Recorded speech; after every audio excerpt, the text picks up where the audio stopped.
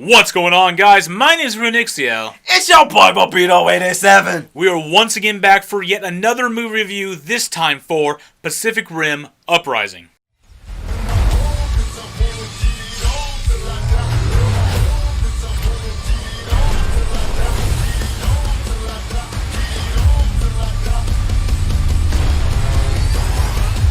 Gonna be a long day. What do we do? We fight! Those on top of me.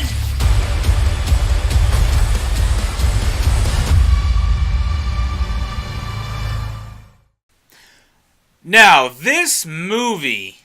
It was okay. It was good. It was just like the first one. First one was okay and good. Was it? I actually enjoyed the first one, and I am a really big fan of any movie that is like end of the world, disaster movie, the massive struggle for survival. I love those type of movies. This movie was, desperation and just loss of hope. This movie to me was predictable, but then not predictable at the same time. Like there were some things There that were really certain elements that they were not expecting to happen. Yeah. But at the same time, it was, like it's predictable. It was like, I was kind of like, oh, okay, that's obvious that's going to happen. Just by the way everything's looking, it's like, okay. We can't really go into it without spoiling the movie about what we like and didn't like, so this is going to be a spoiler review anyway. Yeah. I know, for me, there was a thing that I had a problem with. What was that? Okay. Here's the first problem, okay? The two characters that was in the first movie. The scientist dudes. Yeah. No. The main character.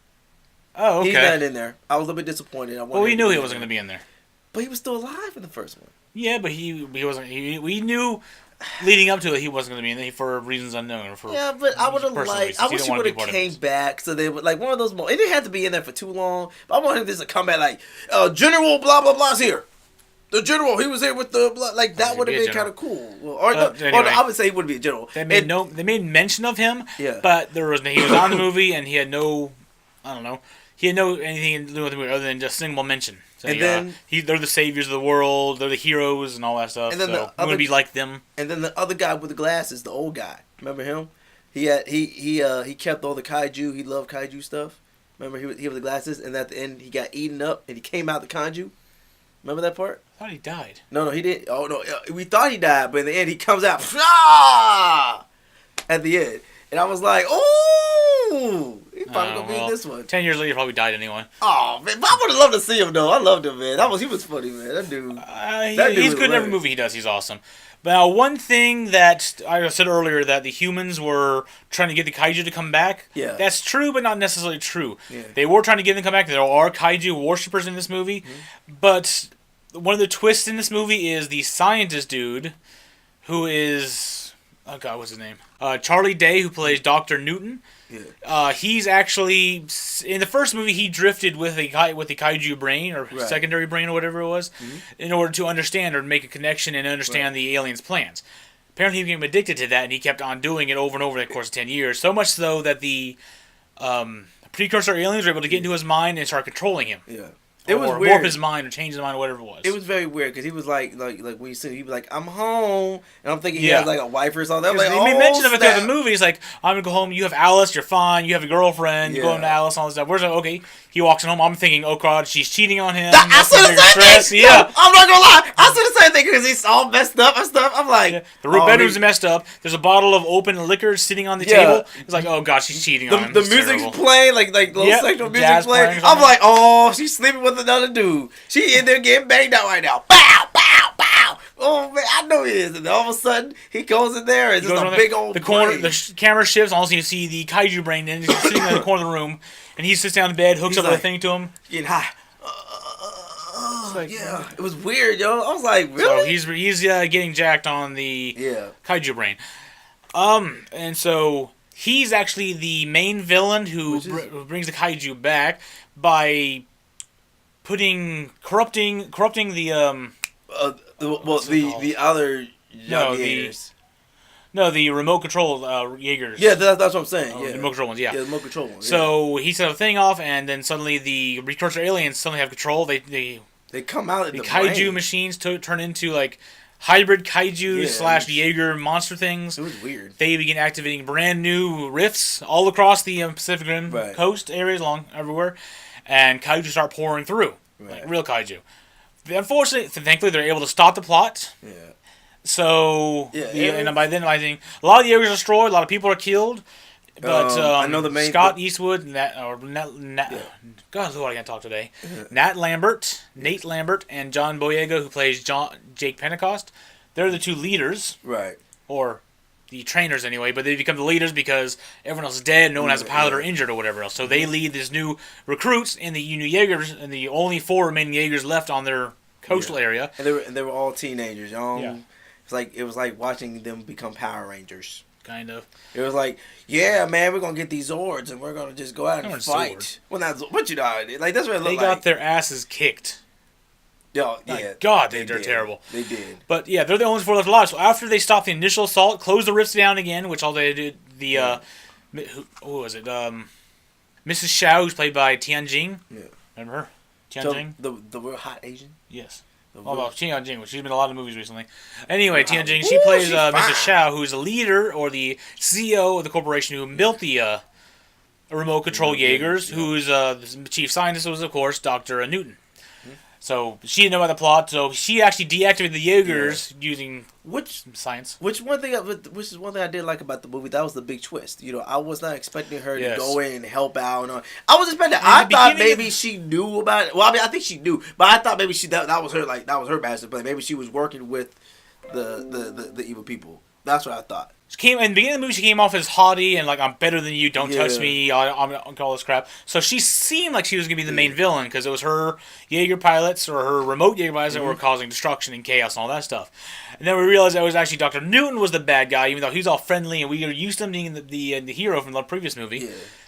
It's just a 360. He becomes evil. She shows off how good she really is, and she actually helps people. She's actually getting down and dirty and working on Jaegers to help repair everything. She brings all the resources in after the thing to help make repairs so they can do their final assault.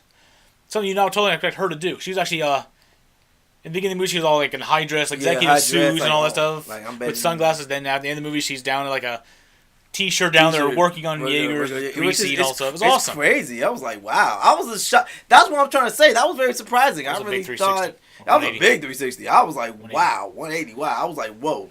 I was not expecting her to do that. Another character I did like was the female Amani Nami. Is that her name? Yeah. I like her character because in the beginning of the movie, you see Joy Bianca's being chased down. Apparently, of course, he's a bad kid.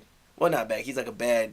I would say bad. He is on the outskirts. He savages and steals for a living. Steals for a living and stuff like that. So, of course, he's on the outskirts of fringes society, but it's still...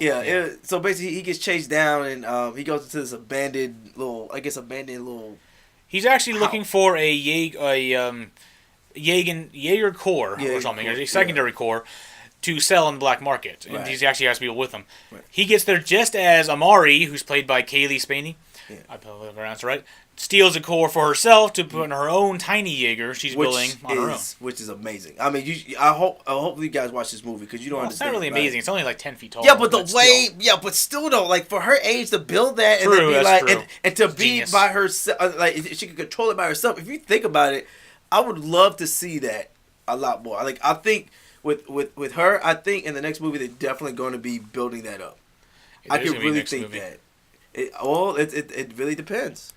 The way it looks, it may be another movie. Because at the end of this movie, it does seem like they're making another movie. Because at the end, they said they actually have Charlie Day's character, Dr. Newton, in prison. They didn't kill him. Yeah. They realize he's the bad guy. He's threatening them. Oh, well, when we come back, we're going to keep coming back. You're never going to stop us. John Boyega walks in. Next time we're coming after you. He tells the aliens because apparently they're going to start building Jaegers. They're going to actually go after the aliens this time. They're not long waiting around to be attacked. Yeah. So I'm hoping that's true because every time they've attacked so far, they've barely won. Yeah. It's been a struggle for survival. But, however, this movie did not have the same terror, the same desperation that the first movie had. Yeah, you're right. Yes, they are on the edge of losing and the edge of the world of getting destroyed. Right. But it didn't have the same feeling as the other one, the hopelessness and all that stuff. They always had a plan. They always had a way to beat everything. It was just felt kind of boring in that regard. It did, but at the same time, Pacific Rim. I didn't really. This is the thing about with this movie. I didn't have any high expectations for this movie, so I didn't really. It bothered me at first, but then think about it, it didn't really bother me because it's an action robot movie. I mean, yes, it still did stories. By the way, since we're gonna do a spoiler, sadly his sister died. She died in the first bit of the movie. Yeah, she died. She was too intelligent, though. She already knew what was going on before she knew what was going on, Yeah. so she had to send the encrypted file out, and that led to everything else being explored and learned about. But if she survived, she'd already be able to tell them what was going on in the get-go. But that's what I'm saying. That was one of the obvious things in the movie. Yeah. Like, you know what I'm saying? Like, she's in the plane, it's spinning, and then you can just tell, because, you know, when they do slow motion, it's pretty much over.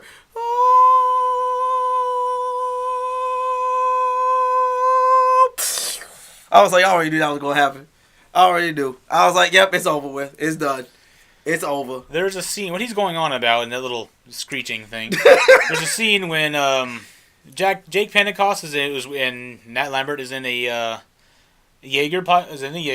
Yeah. And they're busy defending themselves against another Jaeger, a rogue Jaeger, who we eventually learn is being controlled remotely by a Jaeger brain, by a Kaiju brain, actually. Right. It's all infused with Kaiju crap, anyway. Right.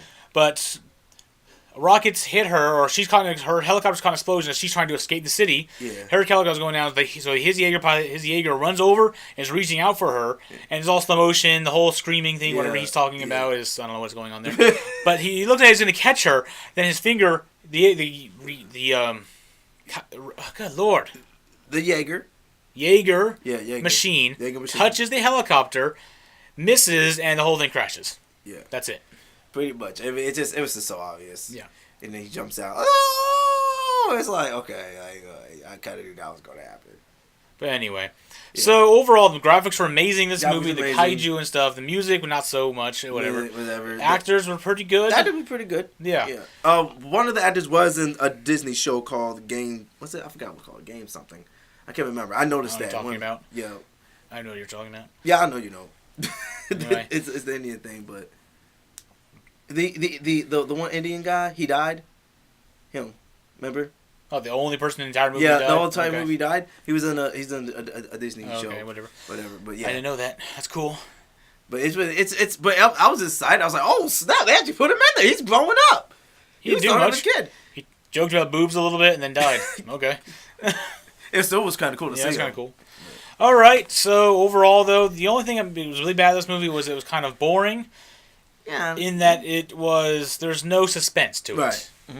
Because you know what was going to happen, and it felt very not rushed, but it felt very predictable. So. Yeah. All right. So we have a lot more to say about this, but we're running low on time. Yeah. So. Thank you for joining me today, Robino. Hey, no problem. I'm glad we watched this movie, man. I'm definitely going to be putting this in my collection in my DVD. It wasn't as good as the first movie. Of course not. But, yeah. I'm excited. Please go watch it so we can get a part 3. Please go watch it, y'all. It's really good. I kind of would like them to go through the rift and actually attack them on their home turf. I would love to see that. Intergalactic, interplanetary war. That'd be kind of cool. The sooner you go see it, the sooner they can make the movie. Yeah, I didn't know about that one. So thank you all for joining us today. Go check out Robino87's channel, linked in the description below. It is top 5s, movie reviews, trailer reactions sometimes, and Robino's Treasures, where he shows off his treasures, ill-gotten gains. Go check out Fearbot Gaming, the gaming channel where Robino's often on with me helping out gaming and stuff like that. Plus other game people. Today is not my day to be recording. So, thank you for joining us today. Hope to see y'all next time. Bye. Peace out. This is the way the world ends.